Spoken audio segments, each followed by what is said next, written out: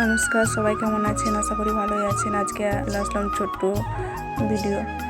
তো আজকে আমার হাজব্যান্ডে যে কত বড় 5 কিলো একটা, জানি না এই মাছটার নাম কি, তো জানলে সবাই একটু জানাবে। তো এই মাছটা নিয়ে এসেছে সকাল সকাল। তো দিয়ে নিজেই বড় মাছ নিয়ে আসলে নিজেই কাটতে বসে যায়। তবে ভালো লাগে মাছ কাটতে, বড় মাছ, আর খেতেও ভালো লাগে। তো ওই যে কাটছে, আর প্রচুর প্রচুর ঘর কাটছে, প্রচুর আছে। তো ওই যে অনেকক্ষণ ধরে চেষ্টা করছে। তো তারপরে একটা হাতে একটা ছিল, তো সেটা নিয়ে করতেছে যাতে তাড়াতাড়ি হয়ে যায়। তো কাটা হয়ে যে ছিটকে চলে গেল মাছটা। তো মাছটা এত বড়, তো মাছের পেটটাও কত মাছের বা বীজ আছে মনে হচ্ছে। দেখতে থাকো। তারপরে যে আঁশগুলো ছাড়িয়ে দিচ্ছে আগে। তারপরে আমি এই যে আঁশটা ভালো করে ছাড়িয়ে দিচ্ছি মাছ থেকে পাল্টে।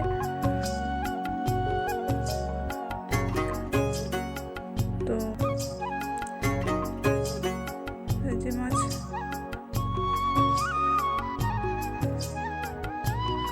মাছটা অনেক বড়ই, 5 কিলো মাছটা। তো এই যে আস্তে আস্তে করে ছাড়িয়ে দিচ্ছে মাছটা। তারপরে যে ছাড়ার পরে যে কাটার পরে যে এত বলছি না এত হড়কাচ্ছে মাছটা যে কাটা যাচ্ছে।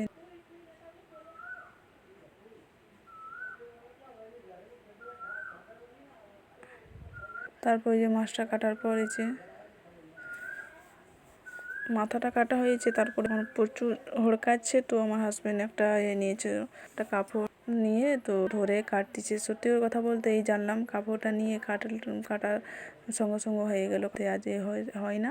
তো কাটা হয়ে গেল আস্তে আস্তে করে। এই যে নেজাটা কেটে নিয়েছে। তারপরে এই যে আমি বলছিলাম নেজাটা বড়ো রেখে দাও, কারণ আমাকে নেজাটা খেতে ভালো লাগে। তো আমার 2 মেয়ে মাছের মাথা খায়, আর আমি নেজা খাই। তো ভালো লাগে আর কি।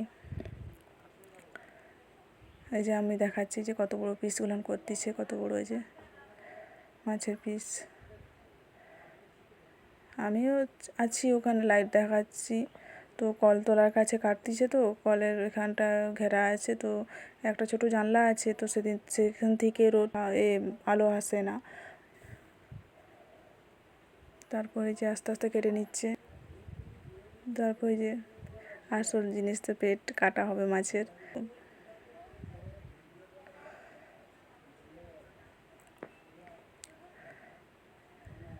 আমার ফোনে এত প্রবলেম হয়, তো কি বলবো। এই যে পেটটা কাটার পর এই যে কতটা মাছের তেল বেরিয়েছে। এই যে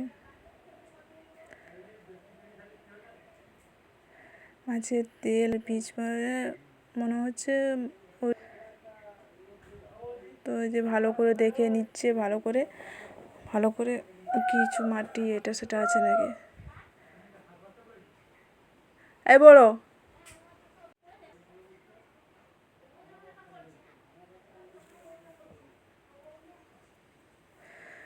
তারপরে এই যে আমার হাজব্যান্ড ভালো করে দেখে নিচ্ছে, তো কিছু নোংরা আছে কিনা। তারপরে ওই যে পিত্তি বলে কি জিনিসটা থাকে না মাছের মধ্যে, সেটা খুঁজে নিচ্ছে। তারপর সেটা খুঁজে বার করতে পারবো। তারপরে এই যে মাছের মাথাটা কাটছে, এত শক্ত কি বলবো।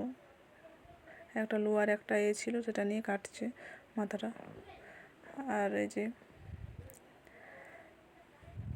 আস্তে আস্তে কাটাই হয়ে গেল। তো তারপরে এই যে আমি দেখছি মাথাটার মধ্যে 5 কিলো মাথা 5 কিলো মাছের মাথা অনেক বড়ই হয়। তো এই মাছটা এমনই, তার পেট বড় আর মাথা ছোট। তো মাথাটা এইটুকু ছিল। আমি বলতেছিলাম, বলি দেখো এই যে কতগুলান পিস হয়েছে, এক জাম পুরো ভর্তি হয়েছে, কত বড় পিস। আর অনেক বড় বড়ই পিস করেছি। যে মাছের তেলের মধ্যে এটা ছিল পিত্তিটা খুঁজে নিচ্ছে, যেটা অর্ধেকটা গালায় হয়ে গেছিলো। এই যে পিত্তিটা, এটা খুঁজে, এটা থাকলে এই মাছের মধ্যে থাকলে হয় তিতা লাগে মাছটা, বা যে যার মধ্যে থাকে খুব তিতা নাকি তিতা লাগে, এটা বার করে দিতে হয়। তো ওই যে কিছু নোংরা ছিল, ওই যে বার করে দিচ্ছে আমার হাজব্যান্ড। হয়েছে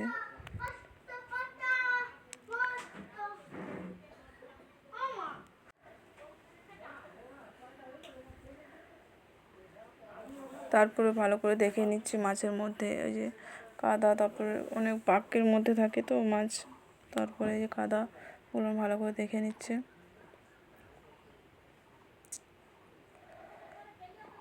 ওই যে অর্ধেকটা বেছে যে মাছের তেল আর বীজ আলাদা করে দেওয়া হচ্ছে। তো বীজটা ঠিক হয়ে গেলে তারপর আর পরের অংশটা কাটা হচ্ছে ওই যে পেটিটা।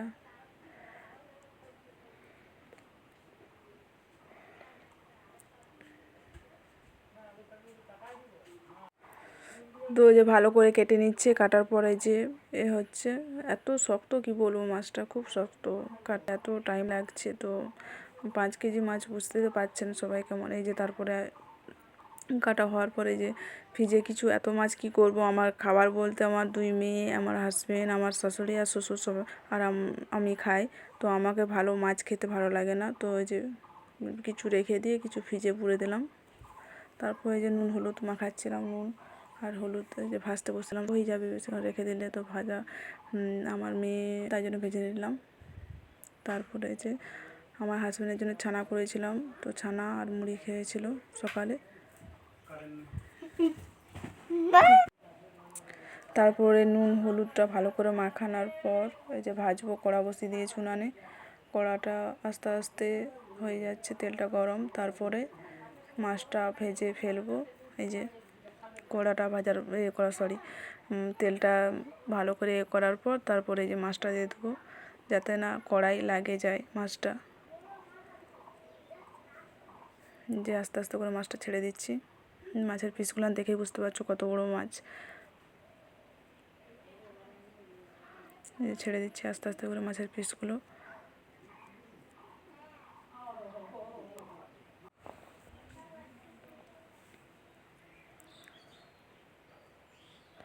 এই যে মাছটা ভাজলাম, তো ভাজা হয়ে গেছে, অনেকটাই ভাজা হয়ে গেছে মাছটা। তারপরে এই যে আর গ্যাসের এত সমস্যা, কি বলবো।